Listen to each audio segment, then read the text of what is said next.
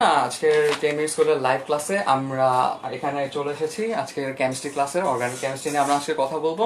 হ্যাঁ, আমরা একটা বেশ কঠিন সময়ের মধ্যে দিয়ে এখন যাতায়াত করছি, তাই এখন ঘরে বসে আমাদের ক্লাসগুলোর আয়োজন করা হচ্ছে। এবং আমিও তোমাদের সবাইকে সাজেস্ট করবো কেউ যেন বাইরে গিয়ে কোথাও পড়তে না যাও, কারণ আমরা এখন একটা কমিউনিটি ট্রান্সমিশন ফেজের মধ্যে দিয়ে যাচ্ছি। এই কোভিড বা করোনা ভাইরাস নিয়ে আমি আশা করি সামনে একটা ভিডিও বানাবো, যেখানে আমি কেন আমাদের বাইরে বের হওয়া উচিত না এবং কেন বাড়ির সবাইকে বাসায় থাকা উচিত এবং প্রপার হাইজিন মেনটেন করা উচিত সেটা নিয়ে কথা বলবো। তো চলো, তার আগে আমরা আজকের ক্লাসটাতে শুট জয়েন করে ফেলি। আমি একটু দেখি কে কে অলরেডি জয়েন করে ফেলেছো। সো আশা করি সবাই ইতিমধ্যে জেনে গেছে যে আমাদের ক্লাসটা আসে কি নিয়ে হবে। অর্গানিক কেমিস্ট্রি যেহেতু ক্লাস, তো আমরা বিভিন্ন বিষয় নিয়েই কথা বলবো। দুঃখিত, একটু আমার মোবাইলের ভলিউমটা কমিয়ে নিই। আচ্ছা, তোমরা যারা যারা আছো তোমরা অলরেডি বলে ফেলো যে তোমরা কে কোত্থেকে ক্লাস করছো। তো এখন আমরা যে বিষয় নিয়ে আজকে কথা বলবো সেটা হচ্ছে গিয়ে অ্যালকেন আর হচ্ছে গিয়ে অ্যালকিন, এই দুটো যৌগ নিয়ে আমরা আজকে কথা বলবো। আমাদের আজকের টপিক কি কি? আমাদের আজকের টপিক হচ্ছে গিয়ে অ্যালকেন আর হচ্ছে অ্যালকিন। হ্যাঁ, একজন বলছো যে স্বামী ভাইয়া একটা লাইভ ক্লাস রেখে, হ্যাঁ স্বামী ভাই আছে, খুব গুরুত্বপূর্ণ একটা ক্লাস নিচ্ছিলেন। আর কোভিড আসলে ক্লাস বলতে কি উনি করোনা ভাইরাস নিয়ে বেশ কিছু আলোচনা করছেন, যে কিভাবে কোয়ারেন্টাইনে থাকতে হয় এবং কোয়ারেন্টাইনে থাকার সময় কি কি জিনিস মেনটেন করতে হয়। তো আমরা চেষ্টা করবো যে এই ফাঁক দিয়ে একটু অর্গানিক কেমিস্ট্রি নিয়ে কথা বলতে, যেহেতু সামনে পরীক্ষা যদি 1 মাস পিছিয়েছে, কিন্তু অর্গানিক কেমিস্ট্রি সিলেবাসটাও তো সেরকমই বড়, তাই না? তাহলে আমাদেরকে ওইভাবেই ভাবতে হবে যে আমরা এই ক্ষুদ্র সময়ের মধ্যে কিভাবে সব কিছু মেনটেন করে, আমাদের প্রপার হাইজিন মেনটেন করে, কমিউনিটি ট্রান্সমিশনের যে প্রসেসটা সেটা বন্ধ করে নিজের কাজটা বাসায় বসে ঠিকঠাক মতো চালিয়ে নিতে পারি। তো সেই জন্য চলো আজকে আমরা শুরু করে দিই আমাদের আজকে আলোচনার বিষয় অ্যালকেন এবং অ্যালকিন।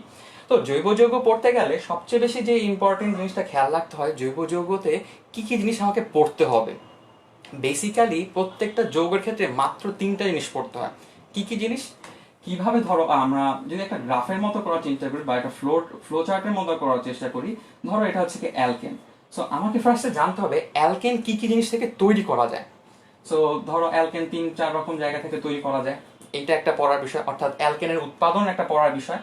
ঠিক সেই রকম ভাবে আরেকটা জিনিস জানতে হবে অ্যালকেন থেকে কি কি জিনিস তৈরি করা যায়, অর্থাৎ অ্যালকেন উৎপাদন ব্যবস্থা এবং অ্যালকেনের ব্যবহার, এই দুটো হচ্ছে গিয়ে খুব ইম্পর্টেন্ট। এবং তারপরে ধরো অ্যালকেন কিভাবে শনাক্ত করা যায়, ধরো কোনো একটা পাত্রে অ্যালকেন আছে কি নাই সেটা কিভাবে শনাক্ত করা যায়। তো এইরকম প্রত্যেকটা যৌগের ক্ষেত্রে কিন্তু সত্য, অ্যালকেন বলো অ্যালকিন বলো যে কোনো যৌগের ক্ষেত্রে এই কাজটা করতে হবে।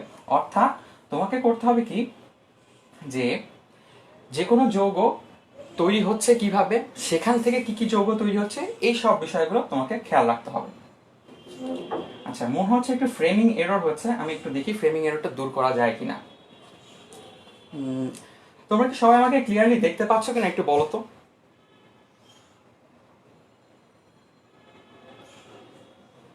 আচ্ছা, আমি একটু ক্যামেরাটা ঠিক করে আসার চেষ্টা করি, তোমরা একটু ধৈর্য ধরো।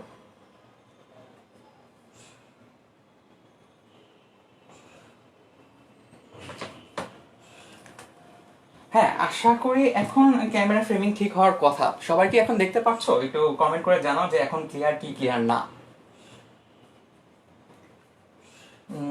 ঋত্বিক দেব বলছে ঢাকা থেকে সে ক্লাস করছে। মোত্তাকিন বলছে ভাই ক্লিয়ার না, ক্যামেরা প্রবলেম করছে। নাওবিন আয়েশা বলছে, মোত্তাকিন এখনো বলছে ক্যামেরা ক্লিয়ার না, কিন্তু ভাই আমি আমার এন্ড থেকে ক্লিয়ার দেখতে পাচ্ছি। হ্যাঁ, জিমুদ বন্দ্যোপাধ্যায় বলছে এখন ক্লিয়ার। যেহেতু এখন ক্লিয়ার বলছে তাহলে আসা শুরু করে দিই, আমরা আস্তে আস্তে পড়ালেখা শুরু করে দিই। ফার্স্টে যেহেতু বেশ কিছু সময় চলে গেল, বেশ কিছু সময় নষ্ট হয়েছে, আমি তার জন্য আন্তরিকভাবে দুঃখিত।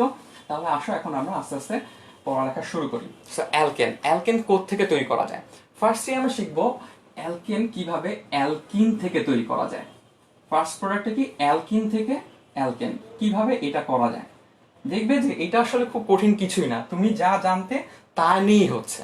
এরকম ধরা যাক একটা অ্যালকিন আমরা আঁকি, একদম ছোট্ট একটা অ্যালকিন আঁকলাম। এটা একটা ছোট্ট অ্যালকিন না, এটা কি, ইথিন। সো ইথিন থেকে আমরা যদি এই প্রোডাক্টটা বানাতে চাই, যেটা কিনা একটা অ্যালকেন, এটা কি, ইথেন। তোমরা নিজেরা বলো ভিজুয়ালি কি চেঞ্জ হচ্ছে। খুব স্বাভাবিকভাবে এখানে দেখো ডাবল বন্ড ছিল, এখানে ডাবল বন্ড নাই, অর্থাৎ অসম্পৃক্ত থেকে সম্পৃক্ত হচ্ছে। আর এই কার্বনে একটা হাইড্রোজেন, এখানে দুটো হাইড্রোজেন ছিল, এখানে তিনটে হয়েছে, এখানে দুটো হাইড্রোজেন ছিল, এখানে তিনটে হয়েছে। তার মানে কি একটা করে হাইড্রোজেন বেড়ে গেছে। তাহলে বলো কি করতে হবে? খুবই সহজ একটা ব্যাপার। এখন জাস্ট কি করতে হবে, যেহেতু এখানে একটা হাইড্রোজেন বাড়ছে, এখানে একটা হাইড্রোজেন বাড়ছে, সো আমরা আসলে দুটো হাইড্রোজেন যোগ করে দিই, তাই না? একদম ভিজুয়ালি দেখতে পাচ্ছি যে এখানে একটা হাইড্রোজেন যোগ হবে, এখানে একটা হাইড্রোজেন যোগ হবে। তো এই হচ্ছে সিম্পল রিয়াকশনটা। এখন কথা হচ্ছে এইভাবে বিক্রিয়াটা করতে গেলে না অনেক সময় লাগে। তো আমরা জানি বিক্রিয়া কিভাবে ত্বরান্বিত করতে হয়। বিক্রিয়া ত্বরান্বিত করার উপায় হচ্ছে গিয়ে অবস্থান্তর একটা ধাতু দেওয়া। এই নিকেল ধাতুটা দিলে আমাদের এই পারপাসটা সলভ হয়ে যাবে, এবং তার সাথে যদি আমরা কিছু তাপমাত্রা যোগ করি, অর্থাৎ তাপ দিই। আমরা অলরেডি জানি কেন এই নিকেলটাকে ইউজ করলাম। একটু মনে করে দেখো, আমরা যখন পর্যায় সারণী পড়েছিলাম তখন ডি ব্লক মৌল নিয়ে কথা ছিল। ডি ব্লক মৌলের একটা বিষয় ছিল কি, ডি ব্লক মৌলগুলোর মধ্যে যেগুলো অবস্থান্তর ধাতু সেগুলোর বিশেষভাবে প্রভাবন ক্ষমতা ছিল। সো নিকেল দেখো সেই অবস্থান্তর ধাতুর মধ্যে একটা। এটা সহজলভ্য এবং কম দামি বলে এটা বেশ সহজেই এই সব বিক্রিয়ায় ইউজ করা যায়। দ্যাটস ওয়াই আমরা এখানে নিকেল ব্যবহার করছি। তো এইভাবে দেখো অ্যালকিন থেকে আমরা অ্যালকেনে চলে আসতে পারি। খুবই সিম্পল একটা হিসাব, তাই না? তাহলে এখন আমরা একটা যেহেতু শিখে গেলাম, অ্যালকিন থেকে অ্যালকেনে চলে গেছি, তখন আরেকটা জায়গায় যাই, অ্যালকাইন থেকে অ্যালকিন। এইটাও দেখবে যে খুবই সহজ একটা উদাহরণ। কিভাবে? ফার্স্ট অফ অল দেখো, অ্যালকাইন একটা আঁকি আগে। অ্যালকাইন কিরকম? ধরো একদম যেটা ন্যূনতম ছোট সদস্য সেটাই নিলাম। এটা কি? অ্যালকাইন, যেটার নাম হচ্ছে গিয়ে ইথাইন। ইথাইন থেকে যদি আমরা অ্যালকেন তৈরি করতে যাই তাহলে কি হবে? সেই অ্যালকেনটা হবে ইথেন। এখন বলো আগের মতোই ভিজুয়ালি কি কি চেঞ্জ হচ্ছে? ভিজুয়ালি চেঞ্জ চেঞ্জ হচ্ছে কি, দেখো এখানে একটা কার্বন, এখানে একটা কার্বন, তাই তো? প্রত্যেক কার্বনে একটা করে হাইড্রোজেন আছে, আর এখানে দেখো প্রত্যেক কার্বনে দুইটা করে হাইড্রোজেন আছে। তাহলে টোটাল কয়টা হাইড্রোজেন যোগ হলো বলো তো? টোটাল 4টা হাইড্রোজেন যোগ হয়েছে। আর আমরা জানি একটা হাইড্রোজেন অণুতে কয়টা পরমাণু থাকে? দুটো করে। তাহলে আমার টোটাল হাইড্রোজেন লাগবে কয়টা? 4টা। সো আমি যদি এখানে দুটো হাইড্রোজেন যোগ করে দিই এবং আগের মতো নিকেল প্রভাবক ইউজ করি, তাহলে কিন্তু আমাদের প্রবলেমটা সলভ হয়ে যায়। এখানে নিকেল প্রভাবক ইউজ করলাম আর এখানে হিট দিলাম, তাহলেই দেখো আগের মতো করে ট্রিপল বন্ডগুলো ভেঙে গিয়েছে। সেখানে কি কি যোগ হচ্ছে? এইখানে দুইটা হাইড্রোজেন যোগ হয়েছে, আবার এইখানে দুইটা হাইড্রোজেন যোগ হয়েছে।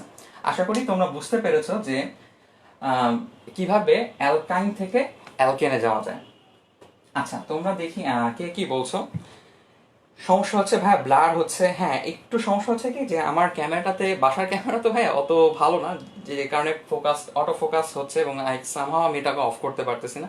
I have tried, but I hope যে তোমরা যখন লিখছি তখন বুঝতে পারার কথা। যখন কিনা আমি কথা বলতেছি তোমাদের দিকে তাকায় তখন হয়তো বা একটু ব্লারি হতে পারে, বাট যখন বোর্ডে লিখছি আশা করি তখন সেটা ঠিক হয়ে যাওয়ার কথা। তোমরা যদি বুঝতে না পারো তাহলে একটু কমেন্টে জানিয়ে দিও। তো আশা করি অ্যালকেন তৈরি করার দুইটা উপায় কিন্তু আমরা জেনে গিয়েছি, কি কি? অ্যালকিন থেকে এবং অ্যালকাইন থেকে। তো জৈব যৌগ পড়ার সময় আরেকটা খুব ইন্টারেস্টিং পয়েন্ট হচ্ছে গিয়ে, সবসময় খেয়াল করবা এই যে আমাদের রিয়াক্টেন্ট বা বিক্রিয়ক আর এই যে উৎপাদ, তাদের মধ্যে কার্বন সংখ্যার কোনো হেরফের হচ্ছে কিনা। দেখো অ্যালকিন থেকে যখন অ্যালকেন তৈরি করলাম তখনও কার্বন সংখ্যার হেরফের হয় নাই, আবার অ্যালকাইন থেকে যখন অ্যালকেনে গেলাম তখনও কিন্তু কার্বন সংখ্যার কোনো হেরফের হয় নাই। কি বলে বুঝাতে চাইলাম? আসলে দেখো এখানে ইথিন 2 কার্বনের যৌগ, অ্যালকেন যেটা ইথেন তৈরি হয়েছে সেটাও 2 কার্বনের যৌগ, অর্থাৎ কার্বন সংখ্যা চেঞ্জ হয় নাই। আবার নিচেও দেখো এখানে কি রয়েছে, এখানে রয়েছে একটা ইথাইন, আর হয়তো তৈরি হয়েছে কি ইথেন। সো দুই ক্ষেত্রে কি কার্বন সংখ্যা সেম রয়েছে। এই জিনিসগুলো অলওয়েজ মনে রাখবে। জৈব যৌগ পড়ার সময় কার্বন সংখ্যা বাড়লো কি কমলো এইটা কিন্তু সব সময় খেয়াল রাখবা। যদি কমে যায় বা বেড়ে যায় সেই জিনিসটা নোট ডাউন করে রাখবা। বিক্রিয়া এই ক্ষেত্রে কমে, এই ক্ষেত্রে বাড়ে। এটা কেন করা প্রয়োজন, এটা যখন সিরিয়ালি আমরা আরো ক্লাস করবো এবং আরো কয়েকটা প্রবলেম সলভ করবো তখন এটা আমরা বুঝতে পারবো। আচ্ছা ঠিক আছে, তাহলে এখন আমরা শিখলাম হচ্ছে কি কিভাবে অ্যালকিন এবং অ্যালকাইন থেকে অ্যালকেন তৈরি করা যায়। তাহলে এখন আসো আমরা আরো কোনো উপায়ে এই অ্যালকেন তৈরি করা যায় কিনা সেটা একটু ভাবি। হ্যাঁ, অবশ্যই আরো কিছু উপায় তৈরি করা যায়।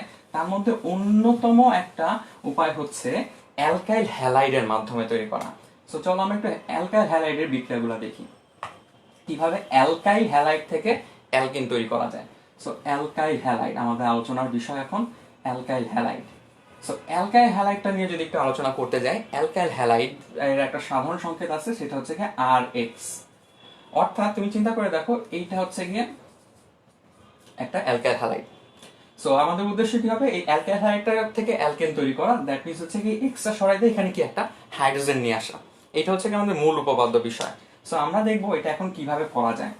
তো এটা বেশ কয়েকভাবে করা যায়, 3 ভাবে তোমরা একটু নোট ডাউন করে নিতে পারো। 3টা ভাবের মধ্যে প্রথম ধাপ হচ্ছে কি বিজারণ দিয়ে করা যায়, তারপরে করা যায় হচ্ছে গ্রিগনার্ড বিকারকের মাধ্যমে, গ্রিগনার্ড বিকারক থেকে এই কাজটা করা যায়। আবার লাস্টে যেটা থাকবে সেটা হচ্ছে কি উডস রিয়াকশন। এটা বেশ পপুলার এবং এটাই সবচেয়ে ইম্পর্টেন্ট। এইটা নিয়ে আমরা আলোচনা করব যে উডস বিক্রিয়ার মাধ্যমে কিভাবে অ্যালকাইল হ্যালাইড থেকে অ্যালকেনে আসা যায়। সো এটার 3টা উপায় আমরা দেখলাম, তার মধ্যে যেটা সবচেয়ে ইম্পর্টেন্ট উডস বিক্রিয়া, সেটা নিয়ে আমরা একটু আলোচনা করব। দেখবে যে এটা মনে রাখা খুব একটা কঠিন কিছু হবে না। আচ্ছা, তাহলে চলো এখন আমরা উডস বিক্রিয়া নিয়ে একটু কথা বলি। উডস বিক্রিয়া কিভাবে হয় সেটা নিয়ে একটু দেখি। উডস বিক্রিয়া করার জন্য আমরা প্রথমেই জিনিসটা লাগবে, অবশ্যই যেহেতু অ্যালকাইল হ্যালাইড নিয়ে বলছি, অ্যালকাইল হ্যালাইড লাগবে। এই একটা অ্যালকাইল হ্যালাইড। তারপরে কি করবো আমরা, 2টা সোডিয়াম দিব, আরেকটা অ্যালকাইল হ্যালাইড দিব। ঠিক আছে, তাহলে আশা করি বুঝতে পারছো আমরা কি কি করলাম। 2টা অ্যালকাইল হ্যালাইড আছে, 2টা সোডিয়াম ধাতু আছে। সো আমরা একটু এটাকে অন্যভাবে লেখার চেষ্টা করি। ধরো একটু ঘুরিয়ে লিখলাম, এক্স আর একই জিনিস কিন্তু আর এক্সি। সো অ্যালকাইল হ্যালোজেনের সংকেত হচ্ছে কি এক্স দিয়ে প্রকাশ করা হয়, সেটাই। তাহলে এই বিক্রিয়াটা হয় কিভাবে? এই বিক্রিয়াটা ইন্টারেস্টিং হচ্ছে গিয়ে তুমি প্রোডাক্টে পাবা এইরকম একটা জিনিস। দেখছো জিনিসটা কিন্তু খুব একটা কঠিন না, আমি একটু বক্স করে দিলেই তোমরা হয়তো বুঝতে পারবে যে টেকনিকটা কি এখানে অ্যাপ্লাই করা হচ্ছে। টেকনিক হচ্ছে কি এইটা, খেয়াল করে দেখো। 2টো সোডিয়াম ধাতু 2টো হ্যালোজেনকে নিয়ে বের হয়ে চলে এসেছে। সো 2NaX হলো। আর বাকি কি থাকলো, এই যে আমাদের এই আর পোর্শনটা আর এই আর পোর্শনটা। বুঝতে পেরেছি? তাহলে দেখো এই আর আর এই আর মিলে 2টো অ্যালকাইল মূলক একসাথে যুক্ত হয়েছে, তার বাকি যে অংশগুলো আছে সেগুলো আলাদা হয়ে গেছে। তো এখন একটা বাস্তব উদাহরণ দেখে ফেলি, মানে এখন তো এটা তো সাধারণ সূত্র গেল, একটা জেনারেল উদাহরণ দেখি। এরকম ধরো এরকম একটা উদাহরণ দিলাম, CH3Cl। আর এরকম আর এর জায়গায় CH3, X এর জায়গায় Cl। তারপরে 2টো সোডিয়াম ধাতু দিলাম আগের মতোই, এখানে Cl দিলাম, এখানে CH3 দিলাম। তাহলে দেখা যাক ফলাফলটা কি আসে। ফলাফলটা দেখা যাক, এইখানে এই পুরো অংশটা বের হয়ে আসবে। সো আমরা লিখতে পারি 2NaCl হয়ে গেল, আর বাকি থাকলো কি এই CH3, এই CH3। তাহলে কি তৈরি হয়ে গেল দেখো, ইথেন তৈরি হয়ে গেছে। সো এইভাবে হচ্ছে গিয়ে আমরা শুষ্ক ইথানের উপস্থিতিতে অ্যালকাইল হ্যালাইড থেকে অ্যালকেন তৈরি করতে পারি উডস বিক্রিয়ার মাধ্যমে। হোপফুলি তোমরা বুঝতে পারছো যে কিভাবে অ্যালকাইল হ্যালাইড থেকে অ্যালকেন তৈরি করা যায় উডস পদ্ধতিতে। তো এখন প্রশ্ন হচ্ছে, দেখো এইখানে কার্বন সংখ্যার কি রকম চেঞ্জ হলো, খেয়াল করে দেখো। তোমার যে প্রোডাক্টগুলো মানে বিক্রিয়কগুলো যেগুলো ছিল, এখানে দেখো 2টা বিক্রিয়কই কি ছিল, মিথাইল ক্লোরাইড। অর্থাৎ প্রত্যেকটা জৈব যৌগের কার্বন সংখ্যা ছিল কত, 1। কিন্তু যখন প্রোডাক্টে তুমি যখন জৈব যৌগটা পেলে, তখন তার কার্বন সংখ্যা হয়ে গেল কত, 2। অর্থাৎ এই বিক্রিয়ার মাধ্যমে কার্বন সংখ্যা বৃদ্ধি পায়। তো আমি তোমাদের কাছে এখন একটা প্রশ্ন করতে চাই, যে তোমরা একটা উত্তর দাও। আমরা তো এখান থেকে মিথাইল ক্লোরাইড থেকে ইথেন তৈরি করলাম, আমি যদি এই উডস বিক্রিয়ার মাধ্যমে বিউটেন তৈরি করতে চাই, অর্থাৎ 4 কার্বনে বিউটেন তৈরি করতে চাই, তাহলে আমাকে বিক্রিয়কে কি কি নিতে হবে?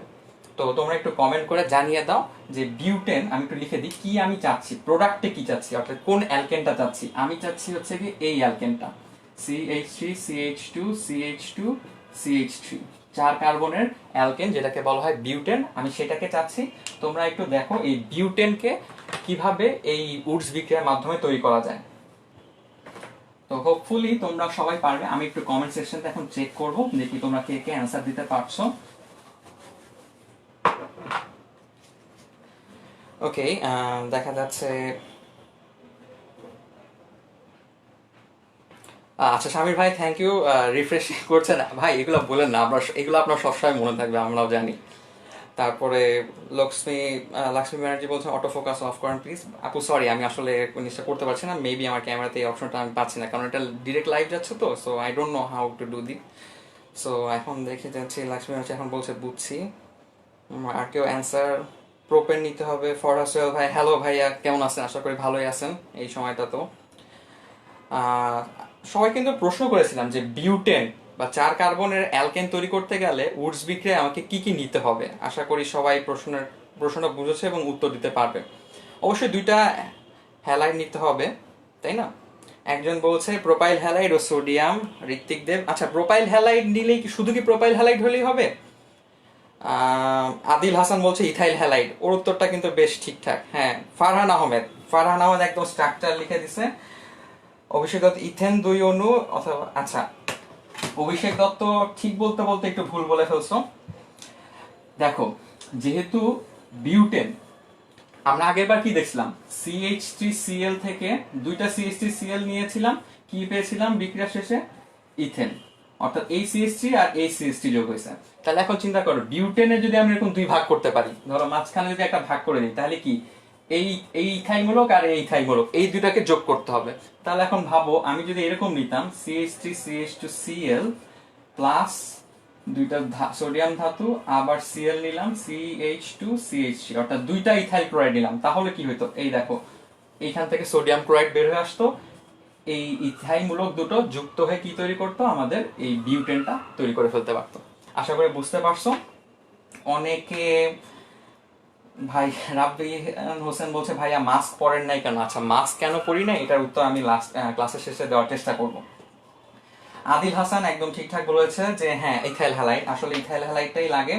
তারপরে তানজিলও ঠিকঠাক বলেছো, 2 অণু ইথাইল ক্লোরাইড লাগবে। তারপরে শাম্মী বলেছে ethyl halide, that's okay. Wased Ali ethyl halide থেকে করতে হবে, দ্যাটস ওকে। ঠিক আছে, সবারই মোটামুটি অ্যান্সার ঠিক আছে। তাহলে আমরা আশা করি এই জিনিসটা বুঝতে পারছি। অভিষেক দত্ত এখন বুঝতে পারছো যে হ্যাঁ, কেন মিথাইল হ্যালাইড হবে। ওকে, সো অ্যালকাইল হ্যালাইডের ব্যাপারটা ক্লিয়ার হয়ে যাওয়ার পরে এখন তোমাদের কাছে একটু টাফ প্রশ্ন করি। টাফ প্রশ্ন হচ্ছে, আমি যদি এই যৌগটা তৈরি করতে চাই উডস বিক্রিয়ার মাধ্যমে, কি করতে হবে? সবাই একটু ভেবে বলো তো। এটা কি? প্রোপেন, অর্থাৎ 3 কার্বনের একটা যৌগ উডস বিক্রিয়ার মাধ্যমে কিভাবে তৈরি করা যায় সেটা একটু বলতে হবে আমাকে। দেখি কে কে উত্তর দিচ্ছ। মিনহাজুল ইসলাম হাই জানিয়েছ হ্যালো। তানহা আরেফিন 2 অণু ইথাইল হ্যালাইড এবং 2 অণু সোডিয়াম, এক্স্যাক্টলি ঠিক আছে। Lakshmi Banerjee ethyl halide. আচ্ছা, থার্ড, এটা কিন্তু আমাদের এই টপিকের শেষ কোশ্চেনটা ছিল এরকম যে প্রোপেন তৈরি করতে গেলে উডস বিক্রিয়া থেকে কি করতে হবে। তোমরা একটু দ্রুত কমেন্টে জানিয়ে দাও যে কি করতে হবে। ঐশী বলতেছে নিবিড়কে ভাইয়া একটু রেস্ট নেন। নিবিড় কি খুব পরিশ্রম করতেছে? নিবিড় কই? নাকি ভাই আমাকে বলতেছে নিবিড়? ভাই আমি কিন্তু নিবিড় না, আমি পিয়াল। আচ্ছা, ঋত্বিক দেব বলছে গট ইট। ওকে, তোমার জন্য একটা থামস আপ। আচ্ছা, আমি একটা লাইক দিয়ে দিই তোমাকে। ওকে, বাকিরা আর কেউ কি বলতে পারো যে প্রোপেনটা কিভাবে তৈরি করা সম্ভব? ওকে, এখন আসো দেখি উডস বিক্রিয়ায় এই প্রোপেন তৈরি করা সম্ভব কিনা। আসলে করা যায় কিভাবে, চিন্তা করে দেখো। আমি যদি মনে হচ্ছে বিজোড় সংখ্যক, আমরা একটা ধারণা আছে কি উডস বিক্রিয়া নাকি খালি জোড় সংখ্যক অ্যালকেন তৈরি করা যায়। আসলে ব্যাপারটা সেরকম না। কিরকম, যদি আমি চিন্তা করি, ধরো CH3CH2Cl, এটা কি নিলাম? Ethyl chloride. তারপরে 2টো সোডিয়াম ধাতু দিলাম, এখন নিলাম এই যৌগটা। দেখছো, আর কি দুইবারই যে একই অ্যালকাইল হ্যালাইড নিতে হবে এমন কোনো কথা নাই। একবার তুমি এরকম একটা অ্যালকাইল হ্যালাইড নিলা, আর একবার আরেকটা অ্যালকাইল হ্যালাইড নিলা, তাহলেও কিন্তু হবে। তাহলে চিন্তা করে দেখো এখন কি হবে। বেশ ইন্টারেস্টিং একটা ঘটনা। এই 2টা জায়গা থেকে কি ক্লোরিন বের হয়ে আসবে, কি তৈরি করবে? এখান থেকে 2টা সোডিয়াম ক্লোরাইড চলে আসলো, আর বাকি থাকলো কি? এখানে CH3CH2 আর এখানে CH3। তাহলে এই সবগুলো মিশালে কি হবে? CH3CH2CH3, so propane. সো এইভাবেও কিন্তু তুমি অ্যালকাইল হ্যালাইডে থেকে উডস বিক্রিয়ার মাধ্যমে বিজোড় সংখ্যক কার্বন বিশিষ্ট অ্যালকেন তৈরি করতে পারো। এটা একটা বেশ ইম্পর্টেন্ট টেকনিক এবং এটা মাঝে মাঝেই আসে পরীক্ষায়, বিশেষ করে অবজেক্টিভে এই জিনিসটা চলে আসে। তবে ইন্টারেস্টিং পয়েন্ট, এখানে কিন্তু কার্বন সংখ্যা বেড়ে যায়, এটা সবাই মনে রেখো। এই উডস বিক্রিয়া কি কার্বন সংখ্যা বেড়ে যায়। তাহলে অর্গানিক কেমিস্ট্রিতে প্রথমেই যে যৌগটা পড়ে সেই যৌগটা তৈরি করার বেশ কয়েকটা ওয়ে আমরা শিখলাম। সেটা কি? অ্যালকেনের বেশ কয়েকটা ওয়ে শিখছি। এখন আমরা যে যৌগটা নিয়ে কথা বলবো সেই যৌগটা মানে এই অ্যালকেন হ্যালাইড থেকেই তো অ্যালকেন তৈরি করা শিখলাম সব। এখন দেখো, অলরেডি আমরা কার্বন সংখ্যা সমান থাকে এরকম বিক্রিয়া শিখছি, কার্বন সংখ্যা বেড়ে যায় এরকম বিক্রিয়া শিখছি। এখন একটা বিক্রিয়া দেখবো যেটা কিনা কার্বন সংখ্যা কমে যায়, সেটা কিরকম দেখো, এই বিক্রিয়াটা বেশ বড় সড়ো, আমি লিখে দেখাবো, তারপরে বলবো যে জিনিসটা আসলে খুব একটা কঠিন কিছু না, এবং তারপর এটার নাম বলবো। আগে একটু খেয়াল করে দেখো, বেশ ইন্টারেস্টিং নাম আছে এটা। তোমরা হয়তো বা এই বিক্রিয়াটা দেখছো, সরি একটু দেখো এখানে কি হয়।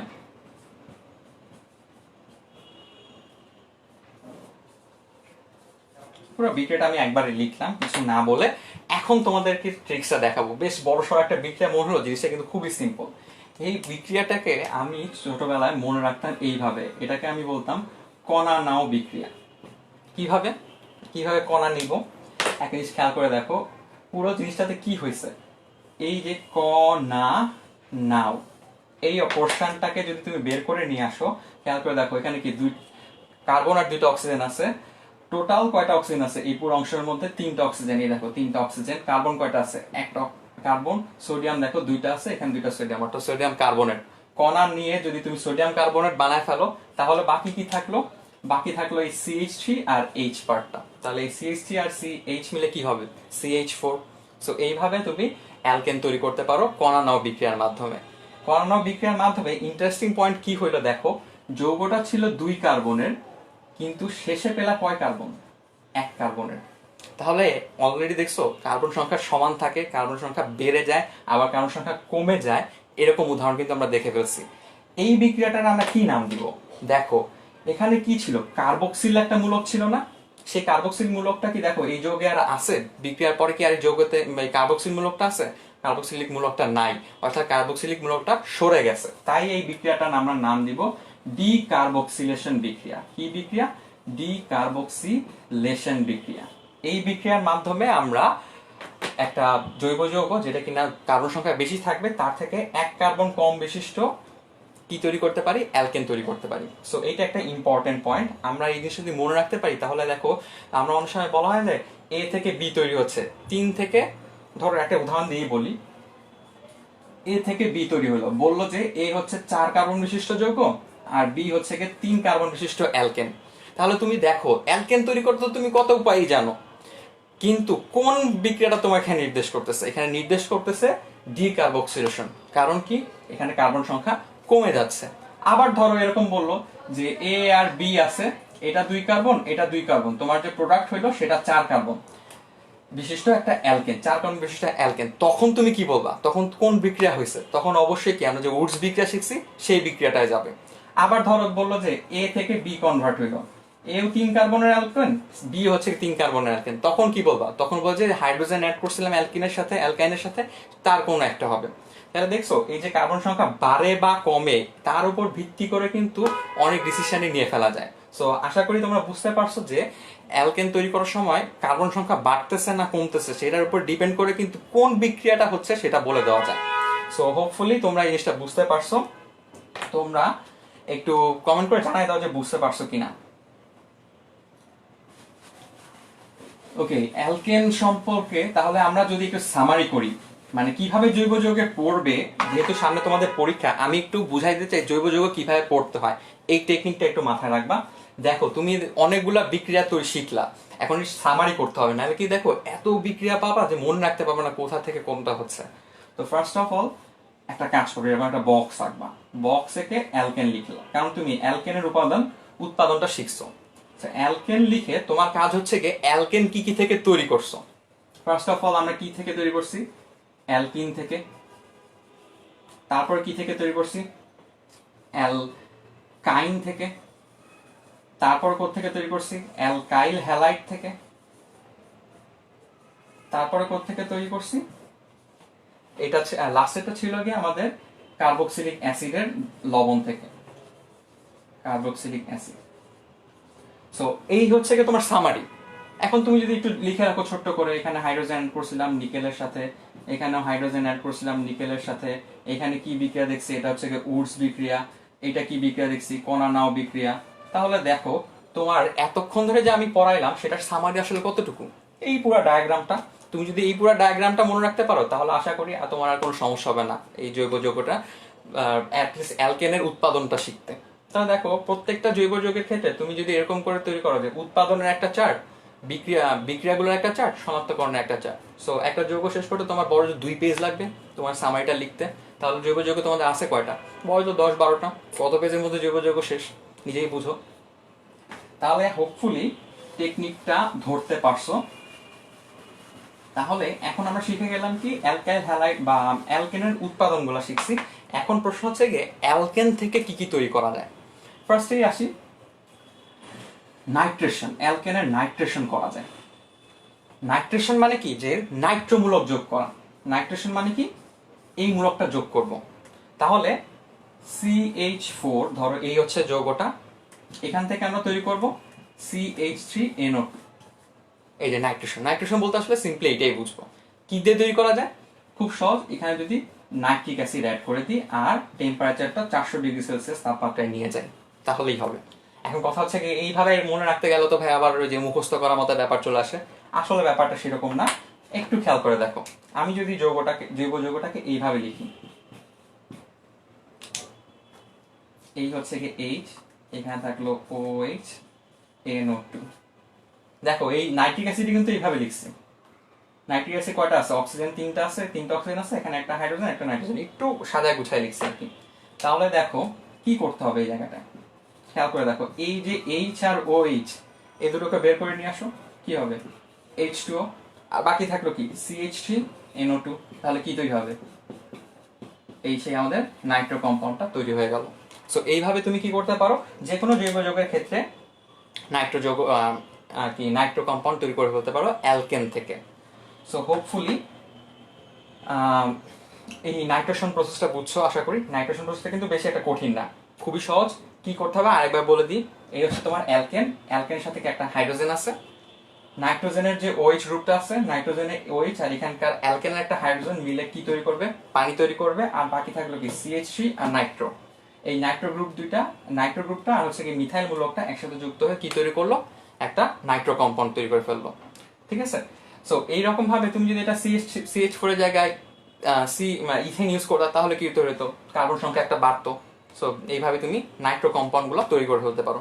এটা ভেরি ইজি। এখন আমরা দেখবো হচ্ছে গিয়ে হ্যালোজিনেশন। হ্যালোসিনেশন না, হ্যালোজিনেশন। কিভাবে? এটার অর্থ হচ্ছে গিয়ে হ্যালোজেন যুক্ত করা। সহজ কথা, হ্যালোজেন যুক্ত করা। এটাও বেশ সহজ একটা বিক্রিয়া। চিন্তা করে দেখো, আমি ফার্স্ট একটু বড় সড় যৌগ নিয়ে শুরু করি। তোমাদের কাছে এখানে একটা প্রশ্ন থাকবে। এটা কিন্তু বেশ সহজ। কিরকম? এর সাথে যদি ক্লোরিন অ্যাড করি আলোর উপস্থিতিতে, এই শেপ দিয়ে আমি আলোর এনার্জিটাকে বোঝাচ্ছি, তাহলে কি তৈরি হবে? CH3CH2CH2Cl। অর্থাৎ ক্লোরিনের একটা এখানে এসে যুক্ত হবে, আর বাকিটা কি HCl হিসাবে বের হয়ে যেতে পারে। আর বাকি এইটাও তো হইতে পারে, এইটা হইতে পারে। যেমন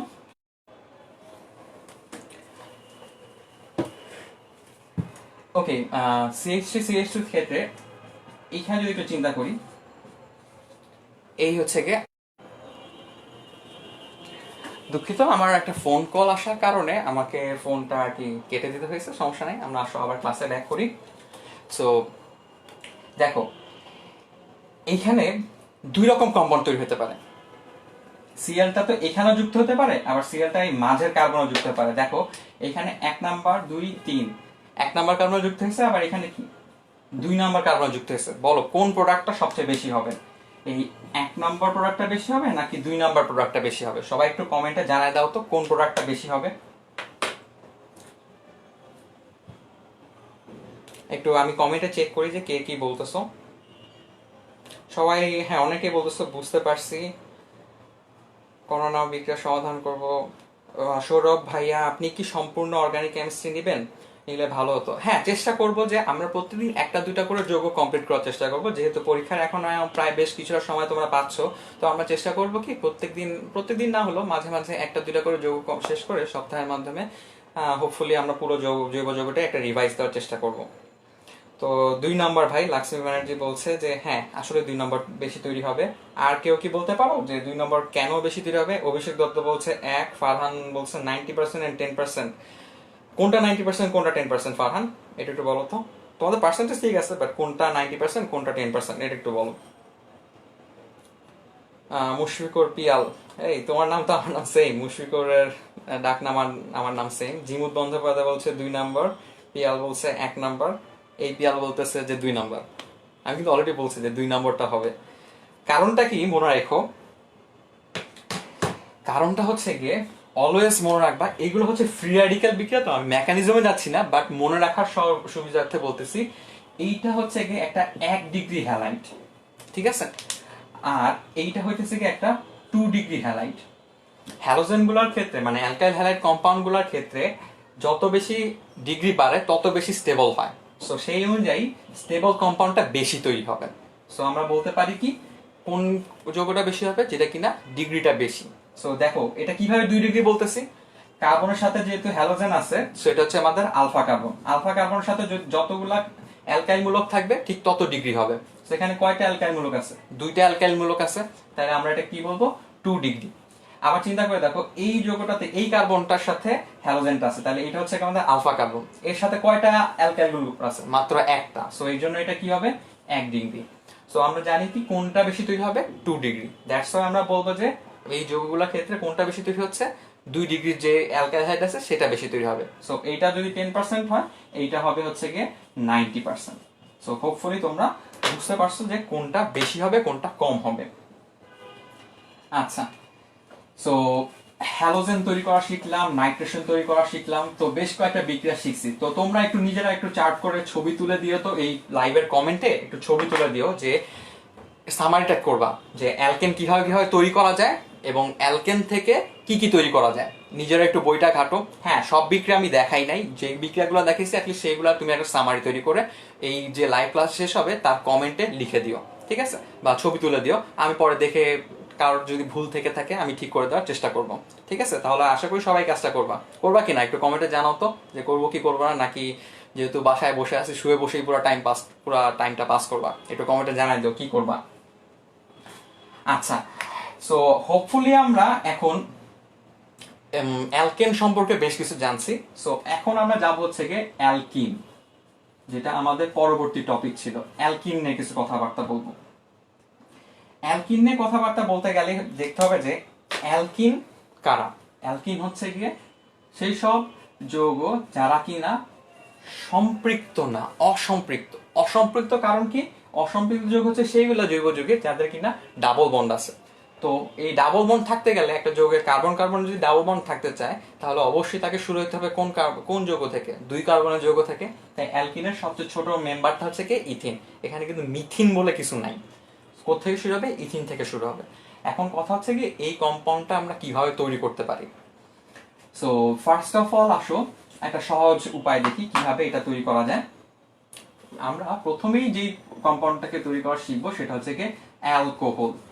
রিসেন্টলি অ্যালকোহল নিয়ে সবাই আশা করি শুনতেছো যে করোনা ভাইরাস রিলেটেড ইস্যুতে অ্যালকোহল জাতীয় স্যানিটাইজার যেগুলোতে অ্যালকোহল আছে সেগুলো ইউজ করতে বলা হয়। আমরা চেষ্টা করব যে কেন অ্যালকোহলটা ইউজ করতে হয়, বা স্যানিটাইজারই কেন, ডিটারজেন্ট বা সাবান কেন ইউজ করলে করোনা ভাইরাস থেকে মুক্তি পাওয়া যায় বা ভাইরাসগুলো ধ্বংস হয়ে যায়, সেগুলো নিয়ে আমরা একটা ভিডিওতে আলোচনা করব।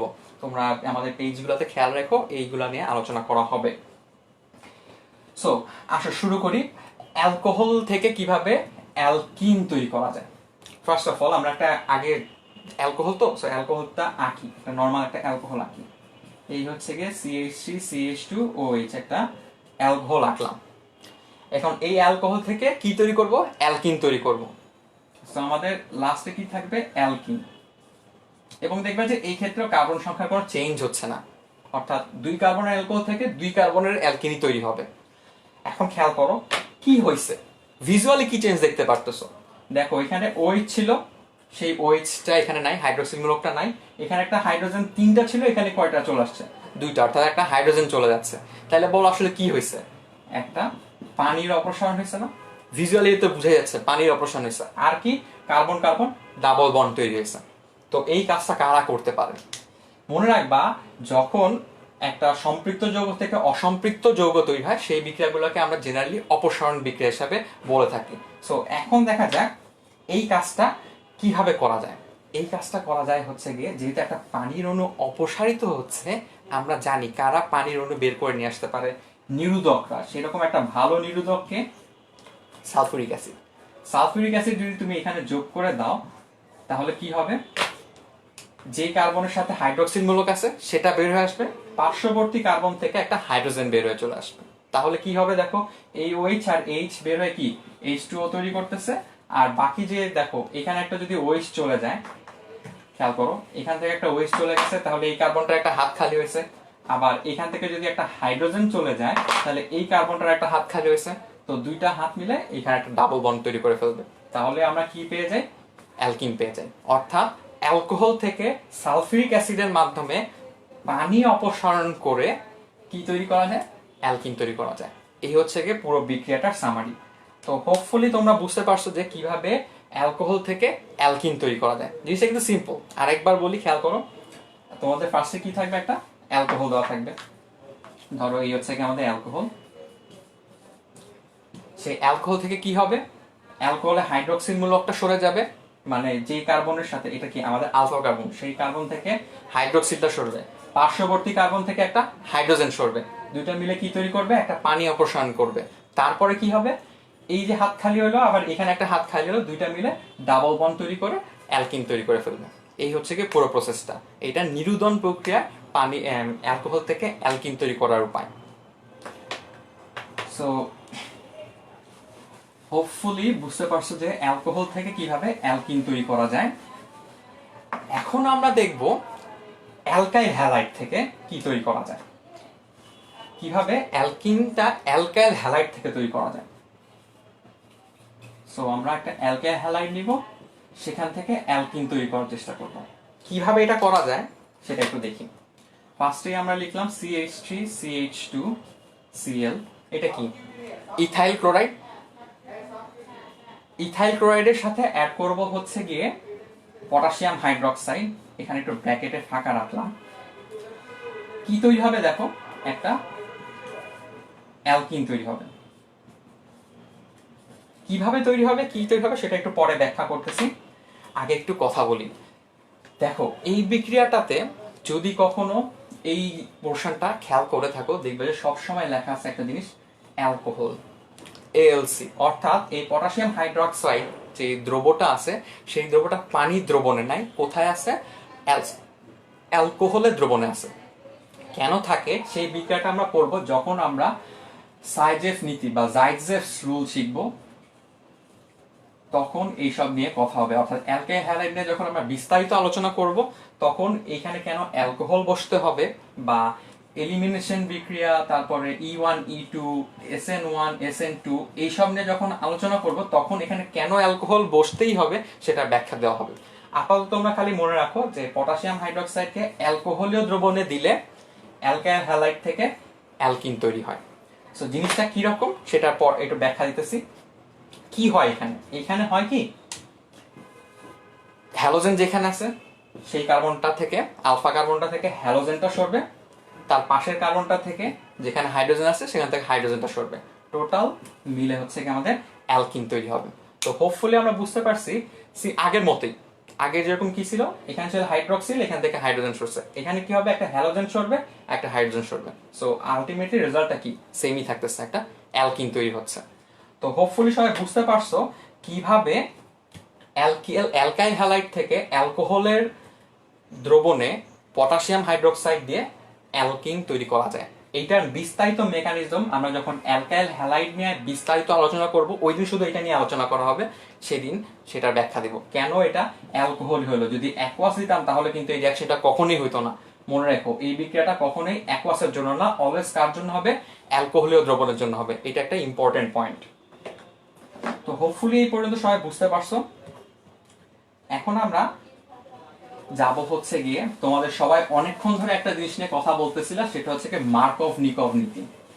সেটা একটু কথা বলবো, একটু বড় করে লিখি, কি লিখবো, মার্কভ নিকভস রুল। এইটা খুবই ইম্পর্টেন্ট একটা জিনিস, আমরা সবাই জানি অর্গানিক কেমিস্ট্রিতে এইটা নিয়ে সবাই মোটামুটি টেন্স থাকি যে কখন কি হবে। তো তোমরা একটু বই খুলে দেখো, যাদের হাতে কাছে বই আছে, মার্কভ নিকভস রুলটা কত বড়, খেয়াল করে দেখবা যে বিশাল বড় একটা কথাবার্তা লেখা আছে। তো তার আগে একটু বলে রাখি যে অ্যালকিনের বৈশিষ্ট্যমূলক বিক্রিয়ার সাথে এই বিক্রিয়াটা খুব ভালোভাবে যায়। ঘটনাটা কি বলি, ধরো এই হচ্ছে কি একটা অ্যালকিন, এই অ্যালকিনটার একটা জিনিস খেয়াল করো, এই যে এই পোর্শনটাতে ডাবল বন্ড যেখানে আছে, এখানে ইলেকট্রন বেশি না কম একটু সবাই বলো তো, একটু কমেন্ট করে জানায় দাও যে এই পোর্শনটাতে, এই যে কার্বন এই অ্যালকিনটার ডাবল বন্ড যে পোর্শনটা আছে সেখানে ইলেকট্রন ঘনত্ব বেশি নাকি কম, একটু সবাই কমেন্ট করে জানাও। আমি একটু দেখি কে কি বলছো, অনেকক্ষণ ধরে কিছু দেখা হচ্ছে না, কারণ আমি চাচ্ছিলাম যে পুরো ক্লাসটা খুব ভালোভাবে অ্যাটলিস্ট ডিসক্রাইব করে পড়াইতে তোমাদের। জিমুদ বন্দ্যোপাধ্যায় হচ্ছে রেগুলার ক্লাস চাই, হ্যাঁ খুব ভালো ক্লাস হচ্ছে, ধন্যবাদ। তো তোমাকে অনেক ধন্যবাদ। লাক্সি ব্যানার্জি অনেকক্ষণ ধরে দেখছে, হ্যাঁ অ্যালকোহলের ব্যাপারটা বুঝছো, ধন্যবাদ। তারপরে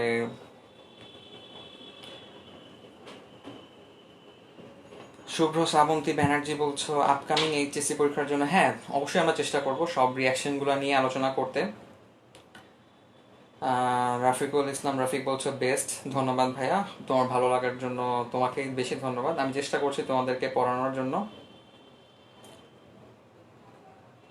মাহমুদুল হাসান শাওন বলছে ভাইয়া ওইটা যদি অ্যালকোহল ইউজ না করা হয় তবে কি প্রতিস্থাপন হবে, অপসরণ না পরিবর্তে?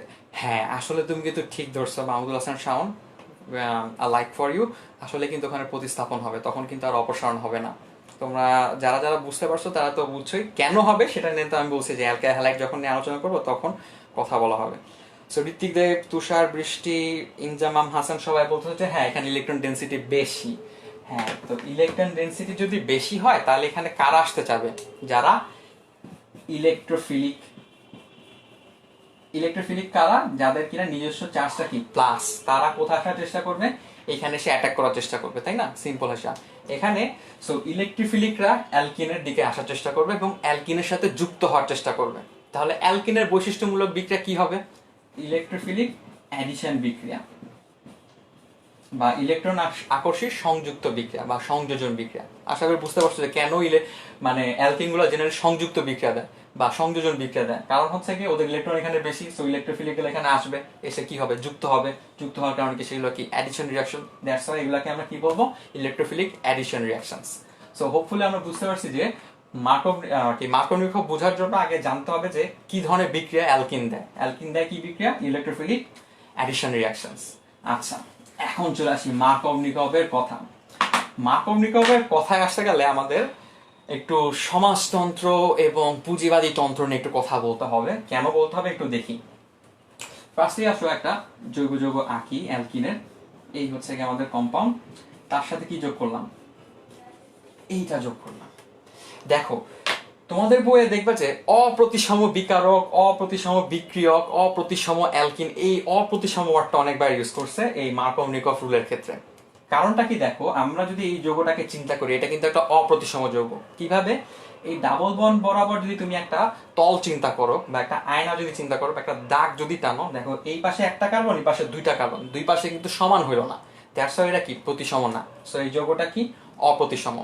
তারপর ঠিক এইভাবে একটা যদি চিন্তা করো HCl, সো HCl এর বন্ধনের এই পাশে যদি একটা দাগ টানো, দেখো এই পাশে একটা হাইড্রোজেন আছে, এই পাশে একটা ক্লোরিন আছে, এটা কি প্রতিসম হইলো, দুইজন কি একে অপরের সেম হইলো, সেম তো হইলো না, দ্যাটস ওয়াই এটাও কি অপ্রতিসম। সো যেহেতু দুইটাই অপ্রতিসম তখন এই মার্কনিকভ রুল অ্যাড করা যায়, মানে অ্যাপ্লাই করা যায়, কিভাবে সেটা নিয়ে একটু কথা বলি। সো প্রথমেই প্রশ্ন আসে যে কনফিউশনটা লিখি যে কি তৈরি হবে এখানে, দুইটা প্রোডাক্ট তৈরি হতে পারে, ইনফ্যাক্ট দুইটাই তৈরি হয়, একটা বেশি তৈরি হয় একটা কম তৈরি হয়, দুইটাই লিখলাম। নিজেরা একটু কমেন্ট করে বলো এক নাম্বার বেশি তৈরি হবে নাকি দুই নাম্বার বেশি তৈরি হবে, কমেন্টে দ্রুত জানাও। এই হচ্ছে কি এক, এই হচ্ছে কি দুই, কোনটা বেশি তৈরি হবে, দুই না এক, সবাই একটু তাড়াতাড়ি জানাও কোনটা বেশি তৈরি হতে যাচ্ছে। আকবর আলী আমিন বলছে হ্যাঁ তেলা মাথায় তেল দাও, হ্যাঁ বলা যায় তেলা মাথায় তেল দিতে হবে। রনি বগুড়া থেকে জয়েন করছো, তোমাকে ধন্যবাদ এতক্ষণে জয়েন করার জন্য। ইনজামা হাসান বলছে আজকে কি ফুল চ্যাপ্টার ডিসকাস করবেন, না ফুল চ্যাপ্টার ডিসকাস করবো না, জাস্ট হচ্ছে দুটো জৈব যৌগ নিয়ে আলোচনা করা হবে, তোমরা যত বেশি চাবো তত বেশি অন্যান্য যৌগ নিয়ে আলোচনা করা হবে। তোমরা এই ক্লাসটা শেষে কমেন্ট করে জানাই দিও যে কোন জৈব যৌগগুলো নিয়ে বেশি আলোচনা করার প্রয়োজন। তো আমি অলরেডি কয়েকজনকে দেখেছি যে এলিমিনেশন বিক্রিয়া, সাবস্টিটিউশন বাই নিউক্লিওফাইল বা এসএন বিক্রিয়া, তারপর লিবারম্যান টেস্ট, এগুলো নিয়ে চেয়েছো ক্লাস, হ্যাঁ এগুলো নিয়ে ধীরে ধীরে ক্লাস নেওয়া হবে, একটু ধৈর্য ধরতে হবে, কারণ প্রথম দিনই তো আর আমরা একদম শেষের ক্লাসগুলো নিয়ে আলোচনা করতে পারি না, তার আগে থেকে আমাদের অল্প অল্প করে আগাতে হবে। তো অনেকেই বলতেছো যে হ্যাঁ অনির্বাণ সাহা অর্পণ বলতেছো দুই দুই বেশি হবে, হ্যাঁ ঠিক আছে। জিমুদ বন্দ্যোপাধ্যায় 2 ঠিক আছে। আদিল হাসান 2 নাম্বার বেশি হবে, হ্যাঁ তোমার অ্যান্সার ঠিক আছে। হ্যাঁ অনেকেই ঠিক অ্যান্সার দিছো। এখন এটা আমরা কিভাবে বুঝবো যে 2 নাম্বারটাই বেশি হবে? মেকানিজমটা নিয়ে আলোচনা করছি না, আমি বলে দিচ্ছি রুলসটা মনে রাখার উপায় কি, বা মার্কভ-নিকভ কিভাবে সহজে অ্যাপ্লাই করবা। দেখো এই জৈব যৌগের ইতিহাসে আমরা হাইড্রোজেনকে টাকা পয়সা হিসাবে চিন্তা করি। তো যার যত টাকা পয়সা থাকবে সে তত বড় লোক, খুব সহজ হিসাব। তো হাইড্রোজেন কোথায় অ্যাড হবে বা ক্লোরিন কোথায় অ্যাড হবে সেই জিনিসটা এখন আমরা এখান থেকে আলোচনা করে বুঝতে পারি। দেখো লিমিটেশন কিন্তু এইখানে, হাইড্রোজেন এবং chlorine carbon carbon double bond যেখানে আছে সেইটার যে কোনো একটাতে হাইড্রোজেন যুক্ত হবে, যে কোনো একটাতে ক্লোরিন যুক্ত হবে, লিমিটেশন এর মধ্যে। এটা কিনে আবার ভাইবো নাই, বাইরে সিস্টেম থেকে ভাবার দরকার নাই। তো এখন কি হবে, যার হাইড্রোজেন বেশি সে কি বড় লোক। আর আমাদের সমাজ ব্যবস্থা হচ্ছে কি অনেকটা পুঁজিবাদী সমাজ ব্যবস্থা। এটার জন্য হয়তো বা অনেকে মন খারাপ করতে পারো, বাট আসলে ব্যাপারটা ওরকমই। জিনিসটা হচ্ছে কি বড় লোকরা বড় লোক থাকে, গরিবরা গরিব হতে থাকে। পুঁজিবাদী সমাজ ব্যবস্থার নিয়ম হচ্ছে কি এরকম। তো দেখো এই দুটা কার্বনের মাঝখানে কে বড় লোক? যার হাইড্রোজেন বেশি আছে, তো এই ব্যাটা হচ্ছে বড় লোক, আর এই কার্বনটা হচ্ছে কি গরিব। বড় লোক কি হবে? আরো বড় লোক হবে। বড় লোক হওয়ার উপায় কি? এই দেখো এই যে হাইড্রোক্লোরিক অ্যাসিড ভাঙলে কি হয়? H প্লাস আর কি Cl মাইনাস। সো বড় লোক যেহেতু বড় লোক হবে সে কি পাবে? Positive charge. সো দেখো পজিটিভ চার্জটা যুক্ত হবে এটার সাথে, আর গরিব কি নেগেটিভ জিনিস পাবে। সো এই হচ্ছে নেগেটিভটা এর সাথে যুক্ত হবে। তাহলে এইটা যদি এখানে যুক্ত হয় আর ক্লোরিনটা যদি এখানে যুক্ত হয় তাহলে কি তৈরি হবে? এই কম্পাউন্ডটা CH3 CH CH3, ক্লোরিনটা হচ্ছে কি এখানে, অর্থাৎ 2 ক্লোরোপ্রোপেনটা হচ্ছে কি আমাদের মেজর প্রোডাক্ট। এটা আমরা কি নীতিতে মনে রাখবো? এইটা হচ্ছে কি আমাদের পুঁজিবাদী নীতির সাথে যাচ্ছে, অর্থাৎ বড় লোকরা বড় লোকই থাকতেছে, গরিবরা গরিব হইতেছে দিন দিন। বড় লোকরা কি পাবে? ধনাত্মক চার্জ পাবে, গরিবরা পাবে কি ঋণাত্মক চার্জ। বড় লোক কারা? যাদের হাইড্রোজেন বা টাকা পয়সা বেশি আছে। সো এইভাবে আমরা মনে রাখতে পারি কিভাবে জৈব যৌগতে বা মার্কভ-নিকভ রুলটা অ্যাপ্লাই করা যেতে পারে। মনে রাখো এই মার্কভ-নিকভ রুলটা বহু জায়গায় পাবা, অনেক জায়গায় এই বিক্রিয়ার উদাহরণ আছে। যত বেশি আগাইতে থাকবা দেখবে যে এই বিক্রিয়াটা খালি রিপিটিশন হচ্ছে। সো সবাই একটু মনে রাখার চেষ্টা করবা কিভাবে এটা করা যায়। আচ্ছা, অনেকে প্রশ্ন করছো যে যদি কার্বনের হাইড্রোজেন সংখ্যা যদি সমান থাকে তাহলে কি হবে। একটা উদাহরণ দেখাই যেখানে আসলে মার্কভ-নিকভের প্রয়োজন নাই। ধরো এই উদাহরণটা দেখো, এইখানে খেয়াল করে দেখো এই যে ডাবল বন্ড, এর সাথে যদি আমি HCl যোগ করি, তুমি যে কোনো একটা Cl বসাইতে পারো, মানে লিমিটেশন হবে এর মধ্যে, যে কোনো একটা Cl বসাবো, যে কোনো একটা হাইড্রোজেন বসাবো, কোনো সমস্যা নাই। কারণটা কি দেখো, মূল কথা দেখো এই ডাবল বন্ডের মাঝখান ভাবে একটা দাগ টানো, দেখো দুই পাশে দুইটা করে কার্বন আছে, সো এটা কি প্রতিসম যৌগ। আর মার্কভ-নিকভ রুলটা অ্যাপ্লাই করতে হয় কখন? অপ্রতিসম যৌগের ক্ষেত্রে। সো প্রতিসম যৌগের ক্ষেত্রে এটা চিন্তা ভাবনা করার দরকার নাই, তুমি যে কোনো একটাতে হাইড্রোজেন যে কোনো একটা ক্লোরিন বসালেই হবে। বুঝতে পারছি আশা করি। সো চলো আমরা আর একটু সামনে আগাই। SN2 বিক্রিয়া নিয়ে তুষার বৃষ্টি আলোচনা করতে চাচ্ছে। হ্যাঁ এটা নিয়ে আলোচনা করা হবে, বাট আজকের ক্লাসে না, সব বিষয় একবারে করা সম্ভব হবে না, কারণ তোমরাই মনে রাখতে পারবে না। আর আমাদের 9টা থেকেও একটা লাইভ ক্লাস আছে, তো সেখানে তোমাদেরকে যাদের যাদের প্রয়োজন তারা অ্যাটেন্ড করতে পারবা। আচ্ছা, তাহলে এখন আমরা আলোচনা করবো হচ্ছে যেহেতু মার্কভ-নিকভ শিখছি, ঠিক সেইভাবে কি হবে এন্টি মার্কভ-নিকভ থাকবে বা এন্টাই মার্কভ-নিকভ। সো আমরা একটু লিখি এন্টাই মার্কভ-নিকভ জিনিসটা কি। এন্টাই মার্কভ-নিকভ জিনিসটা হচ্ছে গিয়ে এরকম, ধরো এই হচ্ছে সেই একটা অপ্রতিসম যৌগ, তার সাথে কি যোগ করলাম? HBr যোগ করলাম, আর বিক্রিয়াটা করব হচ্ছে গিয়ে এখন এই জিনিসটার উপস্থিতিতে। দেখো আগের বিক্রিয়া কিন্তু এখানে কোনো প্রভাব ছিল না, এখন নতুন একটা প্রভাব যুক্ত হয়েছে, যার কারণে দেখো কনফিউশন কিন্তু আমি আবার তোমাদের একটু প্রশ্ন করতে চাই, এইটাই তৈরি হবে, এই হচ্ছে আমাদের 1 নাম্বার আর এই হচ্ছে আমাদের 2 নাম্বার, কোনটা তৈরি হবে একটু সবাই বলো তো? 1 নাম্বার না 2 নাম্বার, কোনটা বেশি তৈরি হবে? সবাই একটু কমেন্টে দ্রুত জানায় দাও কোনটা তৈরি হবে। আদিল হাসান বলতেছে হ্যাঁ H2O2 লাগবে। হ্যাঁ দিয়েছি ভাই, যে H2O2 এখানে আছে। আচ্ছা, ফারদিন সামির খান বলতেছে ভাইয়া আয়ার স্পেকট্রোস্কোপিক ব্যান্ড নিয়ে একটা ভিডিও দিন। Very interesting point. তোমরা যদি সবাই চাও আইআর, তোমাদের ওই যে দেখবা যে বইয়ের শেষে মানে জৈব যৌগের শেষ চ্যাপ্টার দেখবা যে উল্টা অনেকগুলো গ্রাফ আছে, মানে দেখবে যে গ্রাফের প্যাটার্ন সব উল্টা দিকে বলে মনে হয়, সেই গ্রাফগুলো নিয়ে কথা বলতে চাচ্ছে শামির খান। হ্যাঁ, তোমরা যদি সবাই চাও তাহলে অবশ্যই আইআর স্পেকট্রোস্কপি নিয়ে কথা হবে, কারণ ওটা আমার খুব নিজস্ব প্রিয় জিনিস। যেমন তোমাদের কাছে একটা জিনিস প্রশ্ন করি, চিন্তা করে দেখছো, একটু একটু ভাবো, যেহেতু বাসায় এখন ফ্রি আসো, তোমাদের কাছে একটা প্রশ্ন থাকবে যে আহ, আমরা এই যে বিভিন্ন যৌগের ভর বলতেছি, এটা এত ভর, ধরো কার্বনের 12, নাইট্রোজেনের যে অণু সেটা 28, তারপরে ধরো ক্লোরিন 35.5, এরকম অনেক কিছু আছে, এগুলো কিভাবে মাপে? মানে এই যে ম্যাস, এই ভরটা আসলে কিভাবে মাপে, এটা একটা প্রশ্ন থাকে না? তারপরে ধরো এই যে CH3 CH2OH, এই যে যৌগগুলো আঁকতেছি, এগুলো কিভাবে দেখে মানুষ? যে এখানে হাইড্রোক্সিল মূলক আছে, এখানে ক্লোরিন মলিকুল আছে, এটা কিভাবে দেখে? এগুলো প্রশ্ন থেকে যায় না? ধরো একটা যৌগ দিয়ে দিল, জৈব যৌগ, বিক্রিয়া না করে বলতে বললো যে এখানে কি আছে, মানুষ কিন্তু সেটা করতে পারে, যে এখানে অ্যালকোহল আছে নাকি অ্যালকিন আছে না অ্যালকাইল হ্যালাইড আছে, এগুলো কিন্তু বোঝা যায়।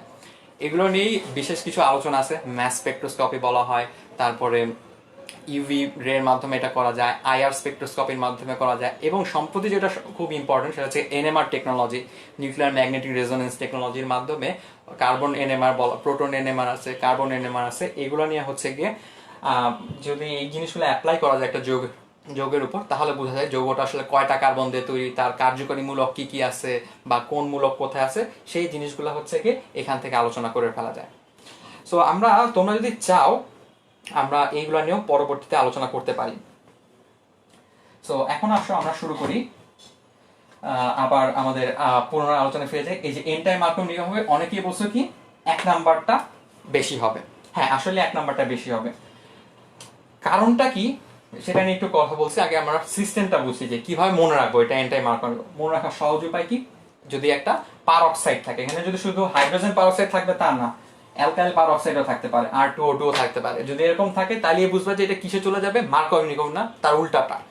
তো মার্কভ-নিকভ ছিল কি, পুঁজিবাদী নীতি, তাহলে এন্টাই মার্কভ-নিকভ কি হবে, অবশ্যই সমাজতন্ত্রে চলে যাচ্ছে। সমাজতন্ত্রে কি, সবাই সবকিছু সমানভাবে পাবে, গরিবের কাছ থেকে ধন সম্পত্তি হারানো হবে, এবং সেই ধন সম্পত্তি কোথায় দেওয়া হবে, আবার বড়লোকদের কাছ থেকে টাকা পয়সা নিয়ে গরিবদের কাছে দেওয়া হবে। ব্যাপারটা এইরকম যদি মাথায় রাখো তাহলে কিন্তু এখন বোঝা সহজ। এরকম দেখো HBr ভাঙে কিভাবে, H প্লাস আর হচ্ছে কি ব্রোমাইড আয়ন। যেহেতু এটা এন্টাই মার্কভ-নিকভ, সো যে বড়লোক সে পাবে কি নেগেটিভ চার্জ, আর যে গরিব সে কি পাবে প্লাস চার্জ। তো বড়লোককে হাইড্রোজেন যার বেশি, সো এই কার্বনটাতে কি যুক্ত হবে, এই কার্বনটাতে যুক্ত হবে হচ্ছে কি ব্রোমিন। আর গরিবকে এই কার্বনটা, সো এখানে কি যুক্ত হবে H প্লাস। তাহলে দেখো এই যদি সূত্রটা মেনটেন করি আমাদের 1 নম্বর যৌগটা আসে। সো দ্যাটস ওয়াই এন্টাই মার্কভ-নিকভ কে আসবে, এন্টাই মার্কভ-নিকভে 1 নম্বর যৌগটা বেশি আসবে। সো আশা করি বুঝতে পারছি মার্কভ-নিকভ আর এন্টাই মার্কভ-নিকভ আমরা কিভাবে আলাদা করতে পারবো। মূল কথা হচ্ছে কি আগে দেখতে হবে কোনো পারঅক্সাইড আছে কিনা, তারপরে তোমরা আলোচনা করবা যে এগুলা কি অপ্রতিসম যৌগ কিনা, দেন তোমরা মার্কভ-নিকভ অথবা এন্টাই মার্কভ-নিকভ অ্যাড করলে বুঝে যেতে পারবা যে আসলে কোনটা দিতে হবে। সো হোপফুলি আমরা মার্কভ-নিকভ রুলসটা শিখলাম। এখন আমরা আরেকটা জিনিস শেখার চেষ্টা করি, সেটা হচ্ছে গিয়ে ওজন বিক্রিয়া, ওজনীকরণ। এই ওজনীকরণের ক্ষেত্রে আমরা একটা জিনিস দেখবো, সেটা হচ্ছে গিয়ে ধর এই যৌগটা আঁকলাম, এটা আমার বেশ প্রিয় একটা অ্যালকিন, তার সাথে যদি ওজোন গ্যাস অ্যাড করি, এখানে জিঙ্ক দিতে হয় পানির উপস্থিতিতে, নাহলে বিক্রিয়াটা আবার উভমুখী হয়ে যায়। আমরা অলওয়েজ কি চাই, বিক্রিয়া যেন একমুখী হয়, যাতে প্রোডাক্টটা হাইয়েস্ট হয়। এখন এই বিক্রিয়াগুলো মনে রাখার জন্য দেখবে তোমরা বেশ ঘর বাড়িটারি করা আছে, মানে দেখবে এই বিশাল একটা যৌগ টোগা আঁকা আছে, অক্সিজেন অনেকগুলো ভাগ হচ্ছে, এত কিছু আসলে মনে রাখার দরকার নেই, খুব সহজে এটা শেষ করে ফেলা যায়। কিরকম, যেখানে ডাবল বন্ড আছে সেখানে ভেঙে ফেলো। কিভাবে ভেঙে ফেলা যায় দেখো, এখান থেকে এই টুকরাটা পাবা CH3CH, এখানে ডাবল বন্ড থাকলো, মানে হাইড্রোজেনের তো ডাবল বন্ড না, কার্বনের ডাবল বন্ড থাকলো। আবার এই পোর্শনটা আলাদা করো, এইভাবে দুটো টুকরো বানায় ফেললাম। এই দুটো টুকরো যেহেতু বানানো হয়ে গেছে, তখন একটা অক্সিজেন এখানে দিব, একটা অক্সিজেন এখানে দিব, ঠিক আছে? আর বাকি যে ওজনের কি 3টা অক্সিজেন থাকে না, আর একটা অক্সিজেন চলে যাবে জিঙ্কের কাছে। তাহলে এই হচ্ছে কি আমাদের রেজাল্ট। খুবই সহজ একটা বিক্রিয়া, খেয়াল করে দেখো কি হবে, ডাবল বন্ড যেখানে আছে সেই জায়গাটা ভেঙে দিলাম, ডাবল বন্ডই ভাঙছে। ডাবল বন্ড ভাঙলে কি হবে, এই পোর্শনটা আলাদা হলো, এই পোর্শনটা আলাদা হলো, তো এই কার্বনের দুইটা হাত যেখানে খালি হয়েছে সেখানে একটা অক্সিজেন তৈরি হয়েছে দেওয়া হয়েছে, আবার এখানে যেখানে কার্বনের দুইটা হাত খালি হয়েছে সেখানে আরেকটা অক্সিজেন দেওয়া হলো। তাহলে কি তৈরি হয়ে গেল? দুইটা আলাদা কম্পাউন্ড তৈরি হয়ে গেছে। Interesting point. এগুলা কি বলতো? এগুলা হচ্ছে গিয়ে অ্যালডিহাইড। কি পেয়ে গেলাম আমরা? এইভাবে এখানেও কি অ্যালডিহাইড পেয়ে গেছে। অর্থাৎ খেয়াল করে দেখো, অ্যালকিনের যদি তুমি ওজনীকরণ করো, অর্থাৎ অ্যালকিন থেকে যদি ওজনীকরণ করো, তাহলে কি পেয়ে যাচ্ছ? Carbonyl compound. কার্বনিল কম্পাউন্ড কারা? অ্যালডিহাইড আর হচ্ছে গিয়ে কিটোন। তো আমরা তো অলরেডি অ্যালডিহাইড দেখলাম, কিটোন কিভাবে বানানো যায় কেউ কি বলতে পারবা যে কিটোনটা আমরা কিভাবে বানাইতে পারি? দেখো, অলরেডি কি দেখলাম? অ্যালডিহাইড বানানো যাচ্ছে। প্রশ্ন থেকে যায় যে কিটোনটা কিভাবে বানাবো। এখন ভাবো, এই একটা কম্পাউন্ড দিলাম, ডাবল বন্ডটা এখন এইভাবে দিছি, তাহলে কি হইলো?